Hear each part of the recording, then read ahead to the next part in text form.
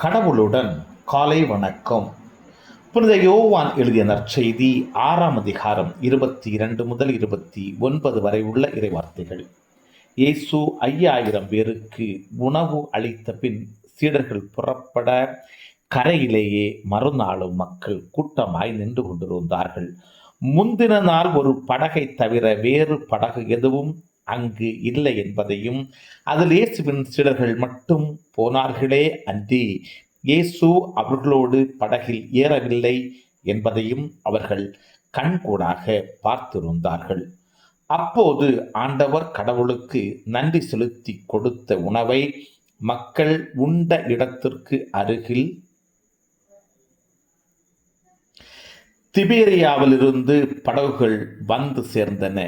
இயேசுவும் அவருடைய சீடரும் அங்கு இல்லை என்பதை கண்ட மக்கள் கூட்டமாய் அப்படகுகளில் ஏறி இயேசுவை தேடி கற்பர்நகூமுக்கு சென்றனர். அங்கு கடற்கரையில் அவர்கள் அவரை கண்டு, ரபி, எப்போது இங்கு வந்தீர் என்று கேட்டார்கள். இயேசு மறுமொழியாக, நீங்கள் அரும் அடையாளங்களை கண்டதால் அல்ல, மாறாக அப்பங்களை வயிறார உண்டதால் தான் என்னை தேடுகிறீர்கள் என உறுதியாக உங்களுக்கு சொல்லுகிறேன். அழிந்து போகும் உணவுக்காக உழைக்க வேண்டாம், நிலைவாழ்வு தரும் அழியாத உணவிற்காகவே உழையுங்கள்.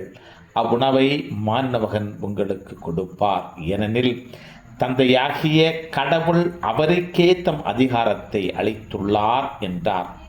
அவர்கள் அவரை நோக்கி, எங்கள் செல்வங்களை கடவுளுக்கு ஏற்றவையாக இருப்பதற்கு நாங்கள் என்ன செய்ய வேண்டும் என்று கேட்டார்கள்.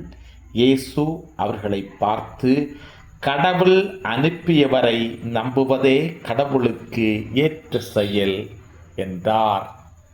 கிறிஸ்துவின் நற்செய்தி. இந்த நாள் இனிய நாளாக அமைய வாழ்த்துக்கள்.